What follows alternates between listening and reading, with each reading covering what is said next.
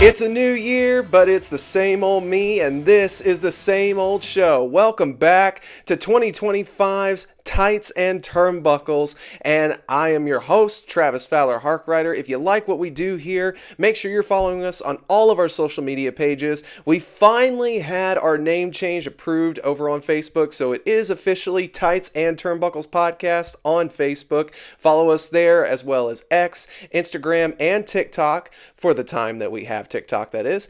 And make sure, most importantly, you are subscribed to the YouTube channel and that bell notification is on so you know anytime we upload a new video to the channel. I hope everybody had a great holiday time as well as a good start to their 2025, and already it's been crazy in the world of wrestling.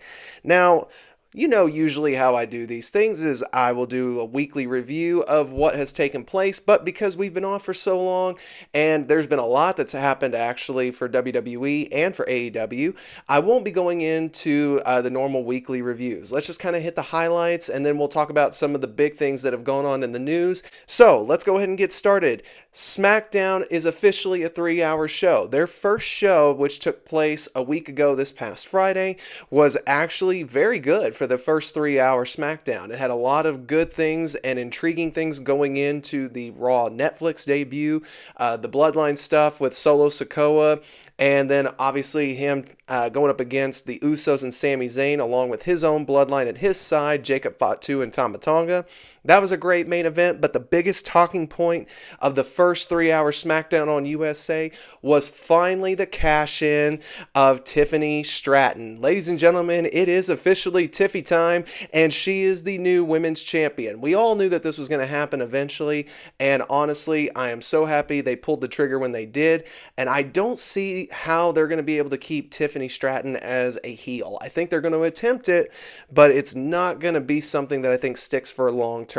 She was getting too great of crowd reactions to be a heel for a long term, so we'll see how they play this out. We obviously saw what took place this past Friday, which we'll talk about momentarily, but for a first out of the gate SmackDown 3 hours, Tiffany Stratton becoming the women's champion, cashing in her Money in the Bank on Nia Jax, who had had a phenomenal match with Naomi right before then. It was actually one of the best cash-ins that WWE has done overall, not just for women, but overall. It was a wonderful cash-in and a great moment to start off 2025 for the WWE.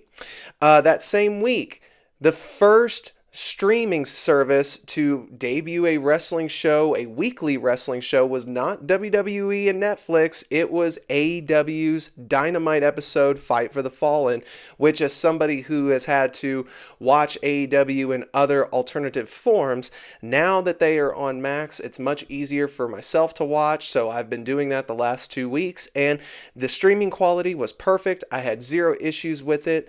The first Dynamite that was Fight for the Fallen showed the Death Riders taking on FTRs, I guess I should call it rated FTR, with now the new Adam Copeland shortened down to just Cope, the rated R superstar, which at first I wasn't really feeling the one-syllable name of just Cope, considering he has a last name of Copeland and he had been using it for his first round in his AEW tenure. I really thought he should have just stuck with that, but then after thinking about it, there's already several Adams. You've got the Adam Page, Adam Cole, Adam Copeland. Shorting it down to just Cope actually I think is going to be something that is good long term, and much like we did with Edge, I think it's just going to roll off our tongue sooner rather than later, and anybody that has an issue with it, well, you're just going to have to cope with the fact that he is the rated R superstar Cope. And I think, again, by this time next year, this won't be anything where people are like, huh, or puzzled, or even as somebody like me who was very much like well, I don't know if I agree with that. I think we're going to dispel all that by this time in 2026. So the first main event of that Dynamite Fight for the Fallen on the first stream of the Dynamite show and AEW as a whole was a success as well. From what they could see as early numbers, it looked like there was at least 1 million live viewers watching AEW's Dynamite debut on the Max streaming service. They also have started uploading some of the past AEW events, most notably the 2019 Dynamites and the pay-per-views as well. And slowly they're starting to add more of that media library onto the Max streaming service. So this is a great start for AEW in 2026. Or excuse me, I'm already jumping a year ahead.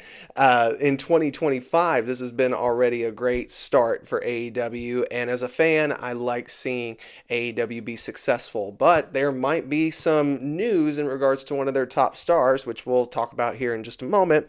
Then let's move forward to the debut of Raw on Netflix, which some people had their druthers over it. I personally thought it was a great outing for their first show. My biggest complaint had to deal with the Rock and Roman Reigns situation, as most people are really still hoping, especially a friend of mine, is kind of clinging on to a potential Rock Roman match in WrestleMania. But I'd have to say for myself, as well as seeing the online reaction from several others, it almost felt like that promo he gave where he was giving accolades to the WWE, to Netflix, and especially to Cody. And then, of course, his presentation of the Ulafala to Roman Reigns at the end of Tribal Combat, which Roman Reigns did defeat Solo Sikoa in a great Tribal Combat match. Solo has cemented his spot as a main event player. I think he held his own perfectly. And Roman Reigns gaining the victory in Tribal Combat. I think most people saw that coming. I personally thought it was going to be a different outcome that involved The Rock, and it was going to continue this bloodline story of this rogue bloodline that most had thought was set up by The Rock, since he, as noted on camera now, is the High Chief of the Samoan dynasty. So there was a lot that a lot of people thought was going to happen. And like I said, I thought Rock was going to show up and screw Roman, which was going to help build to their story at Mania. That didn't happen. We saw what happened. And most people were disappointed after that, thinking that this was kind of Rock's, hey, he gave his accolades to Cody when they just had a blood feud last year. And he didn't attack Roman Reigns. He gave him, the hug and the handshake, whatever you want to call it. So it almost felt like this was his goodbye promo of, hey, I'm not wrestling at Mania, so this is a consolation prize sort of thing. Whether that's true or not, none of us really know, because someone did point out something that he said on the NXT show this past week. Again, we'll talk about that in just a moment. But maybe there is still some hope. But before that, Jey Uso and Drew McIntyre had a good match on that same Raw debut on Netflix, where Jey Uso picked up a great win over Drew McIntyre in a spectacular fashion. Loved how they did that finish. Rhea Ripley beat Liv Morgan and became the new Women's World Champion in a great match for those two ladies to cap off their feud. John Cena addressing the fans his first time out on this farewell tour. Of course, he's already made it known 2025 is his final year as an in-ring competitor for WWE, and he has declared himself into the Royal Rumble match. Then we saw CM Punk and Seth Rollins have their fight, which was an awesomely done main event, and CM Punk picking up the victory over Seth Rollins. Later on in his promo after the show, Punk also declaring himself for the Royal Rumble. And as we saw on SmackDown, there was another name that is confirmed for the Royal Rumble match. And we'll go ahead and get there. SmackDown, we saw Paul Heyman come out, address the Tribal Combat situation, and Roman Reigns' victory over Solo Sikoa, becoming the undisputed Tribal Chief. He is now declared into the Royal Rumble. So right off the bat, 3 huge names have been confirmed for the Royal Rumble in Indianapolis. CM Punk, John Cena, Roman Reigns, already off to a good Rumble start. In that same show, we saw Tama Tonga and Jacob Fatu just go on a rampage after everything that transpired on Monday. And we saw the tag team division also start rising up a little bit more. Last week, we saw on that first 3-hour SmackDown a tag team title match with DIY and the Machine Guns that unfortunately went to a no contest after outside interference. And now it looks like SmackDown is legitimately trying to reinvigorate the tag team division. They've got this ongoing storyline with Who Attacked the Street Profits, and there's been fingers pointed here. DIY as the heel team is excellent to this point. The Machine Guns are doing machine gun things in WWE, and as somebody who has been a fan of theirs for almost 2 decades now, that's hard to believe in and of itself. I love seeing what the Machine Guns have done since coming to WWE. It really does my heart happy, and I love that they're trying to bring focus and attention back to tag team wrestling. On that same SmackDown, we saw in the main event Cody Rhodes teaming up with Jimmy Uso to take on Tama Tonga and Jacob Fatu. Kevin Owens got involved there to continue their feud going into the Royal Rumble match, with the latter having the two titles hang high above the WWE Undisputed title and the famed Winged Eagle title that Kevin Owens has been sporting around. Still hoping that eventually they just combine the two and make a brand new title that resembles the Winged Eagle Championship. I think that's what they should do, especially with the reaction it got at Saturday night's main event.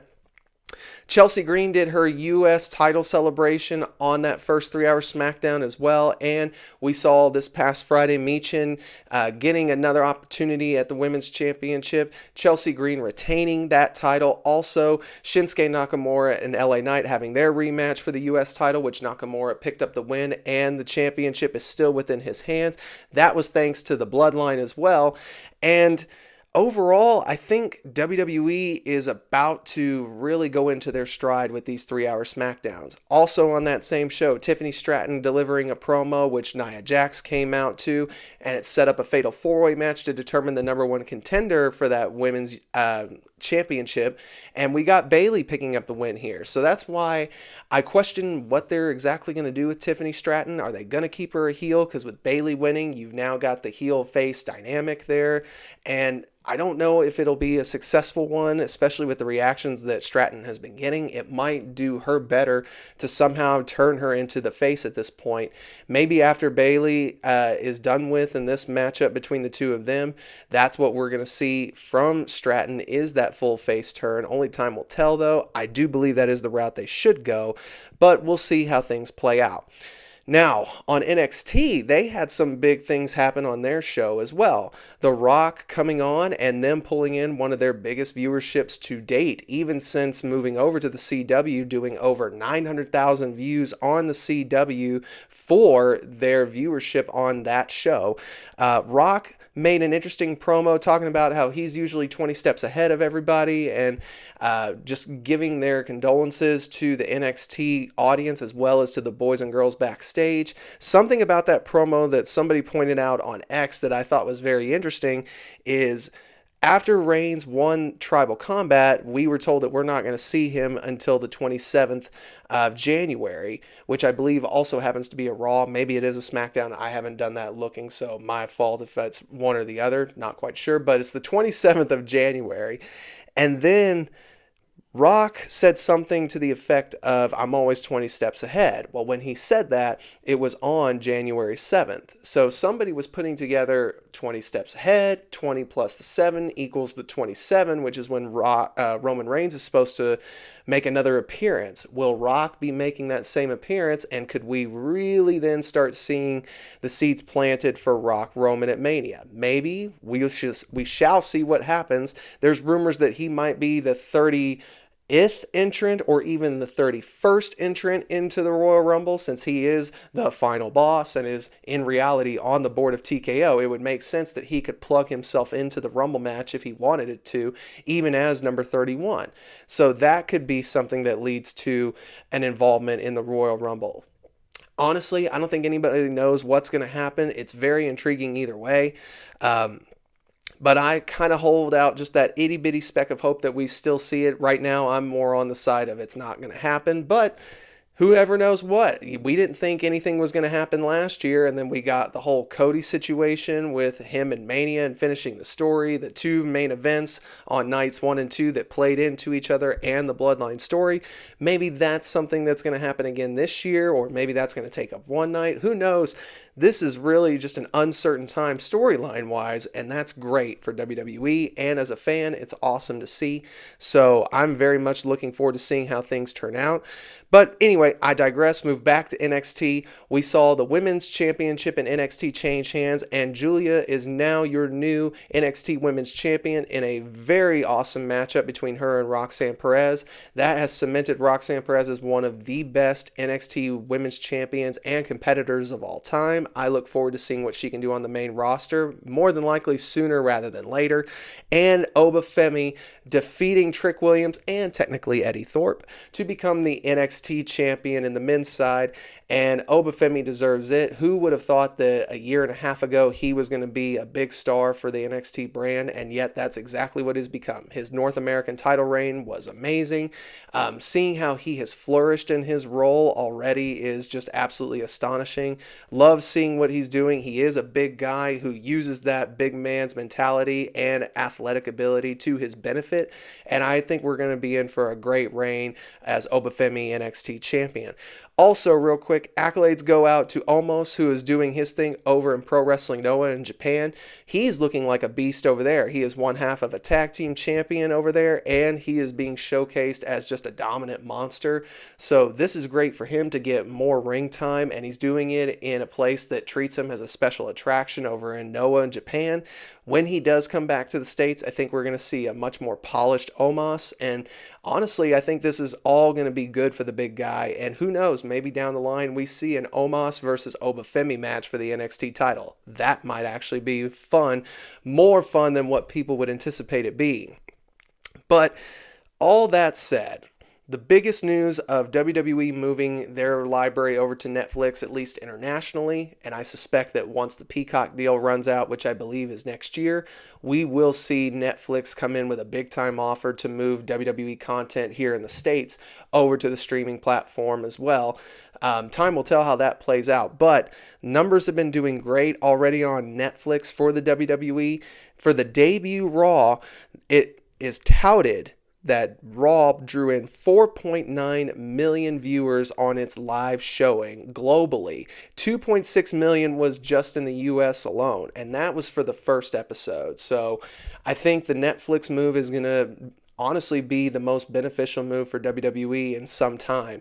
They've got great numbers already. I actually enjoy the canvas having the sponsorships on them. If you're used to watching New Japan Pro Wrestling, you've seen that on their canvases.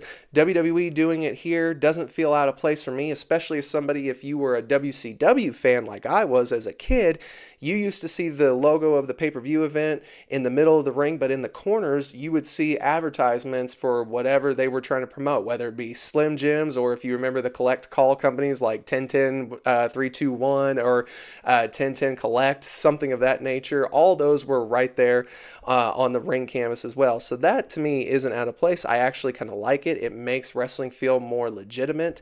I actually also like the blue canvas that WWE is using for the SmackDown brand.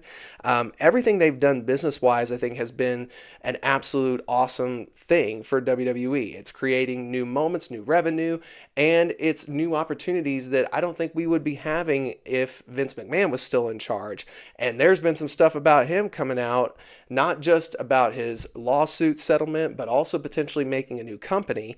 Let's go ahead and talk about that. The lawsuit that settled was the civil case with him and the government. It has nothing to do with the Janelle Grant case currently, but it is probably going to be used as evidence in that case as well. Just so that people are brought up to speed, Vince McMahon has agreed to pay more than $1.7 million after allegations that he had failed to disclose a settlement agreement related to misconduct claims. This settlement does include $400,000 in civil penalties and a reimbursement to the WWE company of $1.331 million. That's $1,331,000 that he is going to have to pay back to WWE. And like I said, this has nothing to do with the Janelle Grant case, but that is going to be used as evidence, I'm sure, going forward. Vince McMahon put out a statement that was basically stating how that these were frivolous charges to begin with and so on and so forth. But just as a point of note, most people that settle, especially if you're like a celebrity of sorts, when you settle out of court, people will make the claim that it's just to not go into a long-term fight and cost people more money. In this case, though, as with most celebrities, when you settle, most people feel that's just an omission of guilt without actually having to admit it. And I'm kind of on that bandwagon for this whole situation of Vince settling in this lawsuit here. But there's rumors going around that he is trying to make moves to open a new promotion, whether that be wrestling related or not. Some say it's just as an entertainment promotion. Some are saying it's wrestling. But a Vince McMahon newly ran company outside of WWE, could it be successful? Maybe. Would people watch it? Oh, I'm definitely sure people would watch it. I know at least I would watch an episode to see what exactly would go on. But is this going to be something that takes place? I don't know. Only time will tell how serious this is. Maybe this is just another rumor. Apparently, it's made some waves, though. So if he is gathering up a crew to create a new roster, it will be interesting to see exactly how we see a new wrestling company presented under Vince McMahon that is not WWE. Would be the weirdest thing to happen, but hey, never say never in wrestling, and stranger things have happened. Hey, Stranger Things is on Netflix, so maybe there's a coalition there. Who knows? Just kidding. Just making fun here. Let's talk about a AEW star that could be on his way back to WWE, in one Aleister Black, or as he is currently known as, Malachi Black. Now, there's been rumors that he was going to have his contract coming up with AEW multiple times, at least 2 or 3 times, and he's always come out to say that any news on my contract will come from me, and anybody reporting otherwise doesn't know what they're talking about. I go with that to think, okay, he's done this already. I'm just waiting for him to come out and say that this is frivolous. And again, if you want the news, it'll come from me first. However, usually when that had happened previously, within 2 or 3 days, he would make that statement. But there's been no words as to whether or not this is true or false from Black's camp. And on AEW television, it looks like they've started making the waves to actually take the House of Black away from Malachi and them do their own thing, with Brody King and Julia having their promo from Cope last night on Collision, and then Buddy Matthews getting the endorsement after his match with Will Ospreay, saying he can go on his own or the House of Black can break away from their leader. It all has signs pointing that Black is indeed on his way out of AEW, and from what some people have reported, it would be as early as February. Depending on where it's at in February, could we see a Royal Rumble surprise return? Who knows? Most people feel like when his contract with AEW does expire, he will indeed be going to WWE or back to WWE, considering his wife is there currently, that being Zelina Vega. But he was also presented as a huge star in WWE and was in the middle of a brand new character with the Dark Father when he was released, if you recall, back in 21. So I look forward to seeing him wherever he is, whether it be in AEW or in WWE. I've been a big fan of his, and I hope that if he does return to WWE, he is treated once again, like the big star he was previously. Speaking of the Royal Rumble, though, news has come out that not only could it possibly go to 2 nights, which I wouldn't be upset about if we do have a 2-night Royal Rumble, strictly because you can take the men's Rumble, put it on one night, women's Rumble on the other night, and put it as your main event for both nights. I think that could work, but nonetheless, the news that has come out is the Royal Rumble will take place from Saudi Arabia, Riyadh, Saudi Arabia, next year in 2026. They had the greatest Royal Rumble there to start off the Saudi deal, if you recall, back, I believe it was in 2018, and some people did not like it. I wasn't a fan of the overall show because they tried to take the Royal Rumble approach and put 50 guys in it. Most people don't even acknowledge that Rumble as a legit Rumble because there wasn't really anything on the line. WrestleMania had done come and gone, so there's nothing of notoriety there. This time around, it will be the legit Royal Rumble event, so I don't know what to expect from that. Nobody does. I know one thing, we won't see CM Punk there because apparently when he signed his deal, he had made it and expressed that he did not want to work Saudi events for his own personal reasons, which I don't have an issue with. You tell a company ahead of time, you tell them why, and the WWE seems to be very accommodating to his reason, and they do not expect him to be on any Saudi Arabia shows at any point or time. But The fact that they're bringing it in to Riyadh, Saudi Arabia, I think is good at least for that country, as that country has been shown to be great fans of pro wrestling.